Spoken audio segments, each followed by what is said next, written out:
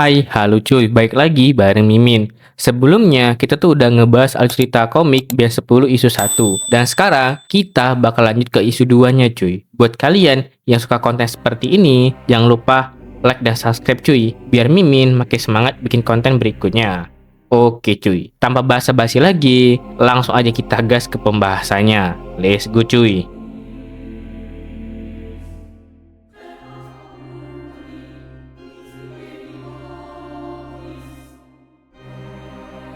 Di panel ini, kita tuh mulai dari suasana malam yang tenang di luar mobil karnavan yang legendaris milik kakek Max. Tapi di dalamnya, suasana tuh lagi panas bro. Gwen lagi ngomel-ngomel. Kalau semua kekacauan ini jelas bukan salah dia.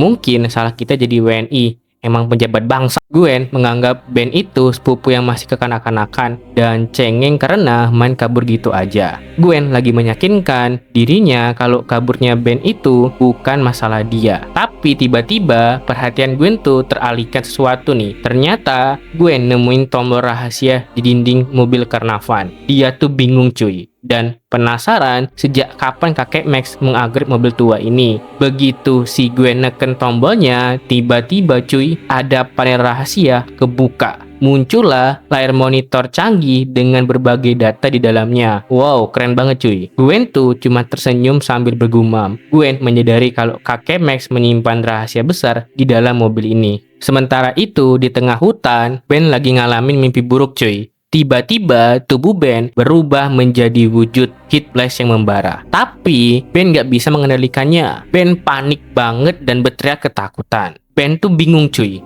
Karena baru aja tadi dia berubah menjadi forearms, kenapa sekarang mendadak berubah menjadi heat blast lagi nih? Ben berusaha mencoba untuk kembali ke wujud manusia normal. Tapi perubahannya malah makin gak jelas cuy. Tubuh heat blastnya itu mulai runtuh, melepaskan percikan api dan energi kelabu yang aneh. Tiba-tiba muak duar. Simbol Omnitrix di dadanya berubah warna jadi merah menyala dan berbunyi peringatan. Ben berteriak kesakitan yang sangat-sangat luar biasa. Dari saat efek glitch dari Omnitrix mulai memaksa tubuhnya berubah secara tak terkendali. Di sini, tubuh Ben dipaksa berganti-ganti wujud alien secara instan. Dari gabungan materi beracun ke wujud aneh lainnya. Ben merasa ini bukan proses kembali jadi manusia normal. Tubuhnya itu terus bermutasi hingga berubah menjadi Stinky Fly. Terus langsung berubah lagi jadi bentuk yang lebih mengerikan.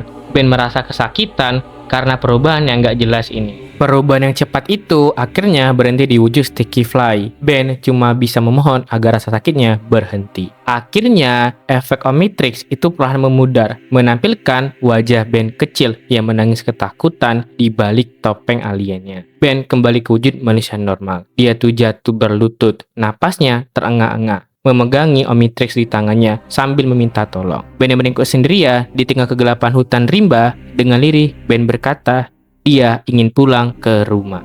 Di sisi lain hutan, kakek Max sedang mencari Ben, ditemani senternya, dan berharap menemukan Ben.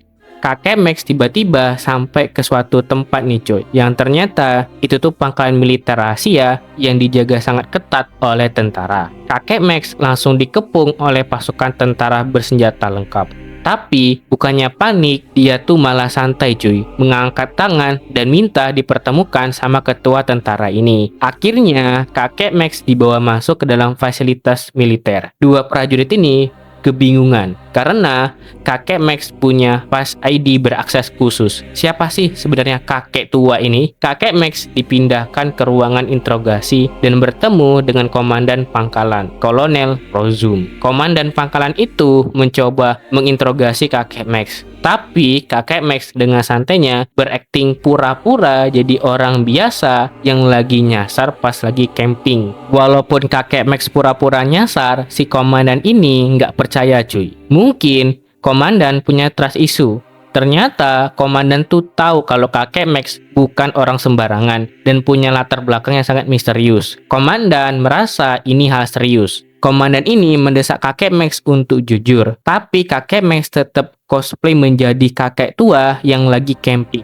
Karena kakek Max tetap bungkam, komandan ini ngeladeni cosplay kakek Max dan mengajak pindah ke suatu tempat. Kembali ke Ben, di tengah hutan, Ben masih berjalan pincang sambil merasa bodoh karena tersesat di hutan. Tiba-tiba di langit ada yang menyala. Ternyata bola cahaya tersebut jatuh tepat di atas Ben. Ben ketakutan dan tidak mau terjadi hal aneh lagi. Benda itu jatuh ke tanah. Sistem clocking atau penyamarannya tuh mati.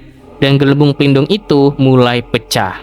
Boom! Ternyata bukan meteor, melainkan ini adalah alien pemburu berukuran besar dengan capit tajam. Alien ini menganggap bumi cuman batu yang menyedihkan. Alien jahat ini kemudian mulai mengkonfigurasi sensor dan sistem pelacaknya. Dia berhasil mendeteksi omni-signal dari jarak dekat. Dengan matanya yang menyala itu, alien misterius ini langsung bergerak cepat di antara pepohonan, mengincar Ben yang saat ini dalam kondisi paling lemah. Tiba-tiba datang pasukan militer lengkap dengan senjata pistolnya. Sang komandan berteriak memberi komando, "Semuanya tetap dalam formasi, awasi sisi samping." Suasana itu benar-benar tegang cuy. Salah satu prajurit memeriksa alat pendeteksinya. Prajurit ini kebingungan cuy dan bilang ke komandannya kalau radarnya mendeteksi banyak sinyal asing di sekitar mereka. Para prajurit yang bergerak cepat di antara pepohonan, mereka tuh sadar ada sesuatu yang besar sedang mengintai mereka nih cuy. Ketika para tentara sedang sangat bersigap mencari sesuatu di luar sana, di sisi lain ada sosok anak kecil yang lagi bersembunyi nih di balik pohon besar. Itu tuh Ben. Dia lagi ketakutan dan berusaha menenangkan dirinya. Ben sedang bersiap-siap untuk mengambil langkah. Ben kemudian langsung berlari kencang menerobos kegelapan hutan. Suara langkah Ben yang sangat kencang itu ternyata terdengar oleh tim militer. Para prajurit langsung heboh dan mengarahkan senjata mereka ke Ben yang sedang berlari ketakutan cuy. Ben terus berlari sekuat tenaganya menghindari kejaran para prajurit. Pasukan militer ini mulai mengejar dan menyisir ke area Ben yang sedang berlari. Ketika Ben mulai terengah-engah, sialnya hal buruk terjadi cuy. Omnitrix atau alat alien di tangan Ben mulai mengeluarkan cahaya hijau aneh dan bereaksi lagi nih. Tragedi ini membuat Ben panik dan ketakutan cuy. Tiba-tiba cahaya hijau menyelimuti tubuh Ben dan membuat Ben merentangkan tangannya dan berteriak, jangan, tolong jangan sekarang please." Sementara itu, tim militer mereka berlari karena radar mereka tuh mendeteksi sinyal baru yang sangat kuat. Boom! Ben tidak berubah menjadi alien biasa, melainkan bertransformasi menjadi cannonball. Tapi tampilannya kali ini gokil banget cuy dan beda dari biasanya. Cannonball langsung dalam posisi siap beraksi. Pasukan militer makin mendekat. Si Cannonball menyadari dia tuh gak punya waktu buat ngelawan. Akhirnya, Cannonball ngeluarin jurus khasnya, melipat tubuh menjadi bola segede gaban dan menggelinding dengan kecepatan tinggi menerobos hutan. Kembali ke area markas militer, kakek Max masih diinterogasi sama komandan. Kakek Max berusaha meyakini komandan kalau dia tuh cuma warga sipil biasa yang lagi camping. Tapi sekomandan itu masih nggak percaya. Tiba-tiba ada prajurit masuk bawa laporan darurat. Prajurit ini bilang kalau pasukan di lapangan lagi kontak dengan target misterius di dalam hutan. Karena berita tadi, si komandan langsung mengabaikan kakek Max dan buru-buru ke pusat komando untuk ngeliat situasi perselisihan yang makin panas. Di hutan tadi, pasukan tentara ini mulai melepaskan tembakan bertubi-tubi ke arah kegelapan. Pendeteksi sinyal itu menunjukkan bahwa musuh ini sudah ada tepat di depan. Dan boom boom boom.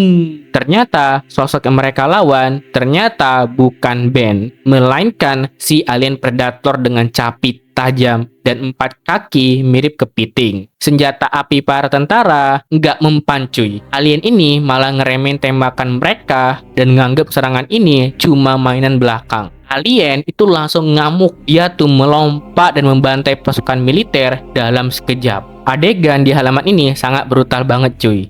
Alien tersebut membanting dan membabat para tentara tanpa ampun. Dia menghina para tentara ini dan berkata bahwa misinya akan selesai dengan cepat dan menyakitkan. Di sisi lain hutan, Cannonball itu melompat keluar dari wujud bolanya setelah berhasil lolos dari kejaran tentara. Tapi, pas lagi kebingungan nyari jalan pulang menuju ke kakek Max, tiba-tiba dari arah depan ada sorot lampu sangat terang menuju ke arahnya. Waduh, apalagi nih, kata Ben.